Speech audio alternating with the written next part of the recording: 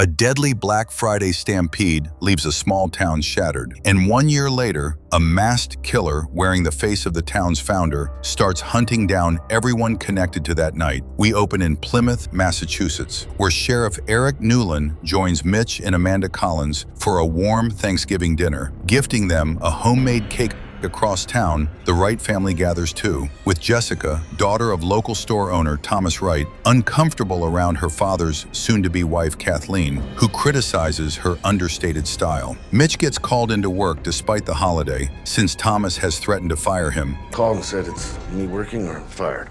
And arrives to find a massive, restless crowd already gathering outside the family superstore ahead of the Black Friday sale back home. Jessica's boyfriend Bobby snaps her out of a gloomy moment spent staring at a bracelet holding her late mother's photo, joking that if her dad's engagement moved fast, the divorce probably will too. Before heading out, her father asks Bobby, a promising young baseball player, to share details about an upcoming game. The couple then joins their friends, Gabby, Evan, Scuba, and Scuba's new girlfriend, Yulia, all heading to the movies while mocking a recent fight Evan started with a rival school. Along the way, they get stuck in Black Friday traffic and decide to swing by the store so Evan can grab a new phone. Using her connections, Jessica gets her friends into the store early through a side entrance, while Sheriff Eric and Amanda also arrive so Amanda can bring her husband dinner. The group taunts the waiting crowd with their newly purchased items, and a man named Lonnie riles the mob into a frenzy, demanding they be let in too. The pressure shatters the glass doors, and the resulting stampede turns catastrophic. A security guard is trampled to death, a customer is fatally cut by broken glass, and Bobby's wrist is crushed underfoot, ending his baseball career before it begins. Tragically, Amanda is struck down by a runaway shopping cart and scalped, and Mitch discovers her body moments later. Devastated, overwhelmed by the horror, Sheriff Eric fires his weapon into the ceiling just to restore some order. A year later, the town still hasn't recovered, plagued by lawsuits and endless coverage, the only surviving footage being a video Evan filmed that keeps resurfacing online. Meanwhile, the store prepares for another Black Friday sale, much to Mitch's fury, having since quit his job to protest the lack of accountability. He tells a reporter the store's cameras mysteriously stopped working right after the tragedy, despite functioning perfectly when he arrived that night. Bobby vanished entirely after losing his career, while Thomas has thrown himself into charity work, funding scholarships and community programs at a local diner. Sheriff Eric chats with a waitress named Lizzie, one of the people who looted the store during the chaos, right as a new deputy arrives to be handed a mask of John Carver, the town's historical founding mayor, popular enough that plenty of locals own the same costume. Elsewhere, Evan spends time at a park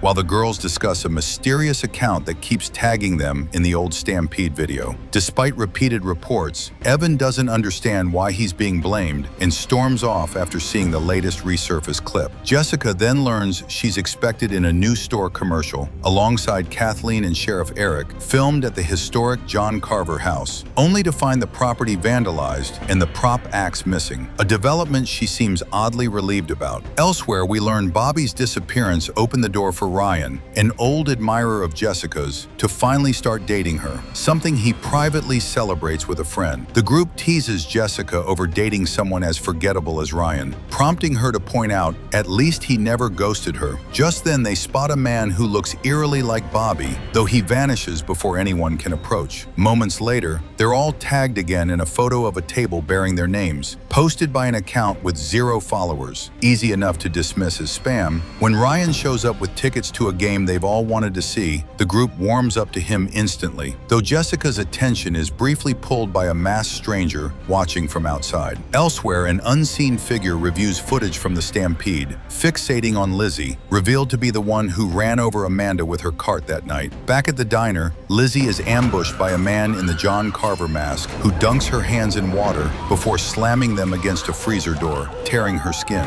She barely escapes to another room, but with her hands too damaged to use her phone, she flees out the back, only to be run down by her own car and crushed inside a dumpster. Afterward, the killer displays half her body on the superstore's iconic sign for everyone to see. The next day, Sheriff Eric arrives to have the scene quietly covered up, while Evan's group gets tagged again in photos of Lizzie's remains. Jessica alerts her father to their names appearing at the crime scene, but he insists on proceeding with the sale regardless. Meanwhile, Eric begins connecting the murders to last year's riot, and diner footage confirms the killer is wearing the John Carver mask. When the group is brought in for questioning, Jessica stays quiet despite knowing more than she lets on. Outside the station, she runs into Bobby, back to help his uncle, who admits he unfairly blamed her for his ruined career and regrets cutting her off. Jessica reveals Kathleen was actually behind the missing footage, having deleted it to avoid liability. She went into the security room and deleted all the footage.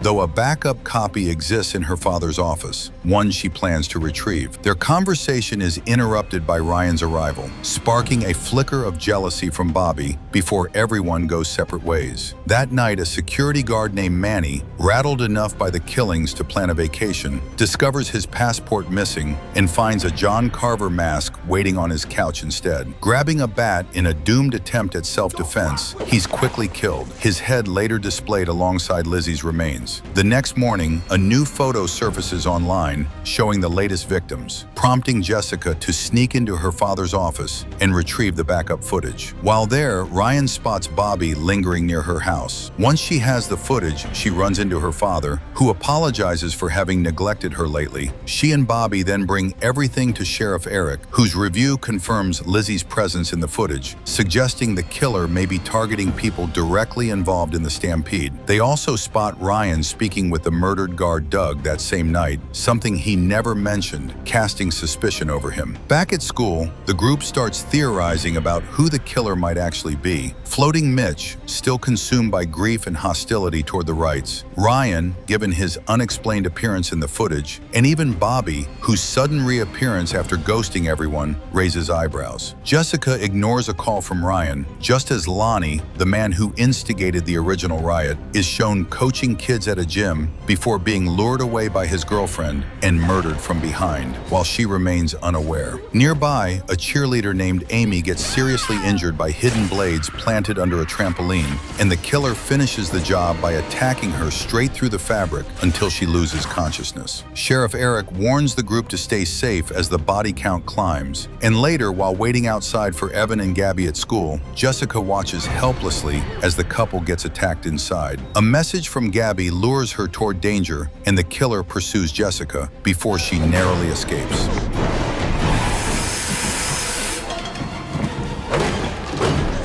Outside, an already shaken Sheriff Eric can offer little more than reassurance, unable to locate the culprit, even as Ryan and Bobby show up and get into a heated scuffle, prompting Jessica to send them both away. Yulia's father arrives soon after and forcibly pulls her out of the situation, while an increasingly desperate Scuba decides to take matters into his own hands. That night, Scuba and Jessica head to a local dealer to buy a gun, determined to hunt the killer themselves. Meanwhile, despite posting a guard and relocating her for safety, Yulia's father is killed alongside the guard when the masked figure breaches their home. Mid-video call with Scuba, the killer injures Yulia and mockingly waves at him through the screen. Racing over too late, Scuba finds his gun's safety still engaged as the killer throws Yulia onto a running buzzsaw, ending her life instantly. With the death toll rising, police convince a reluctant Kathleen to let Jessica's family act as bait during the parade.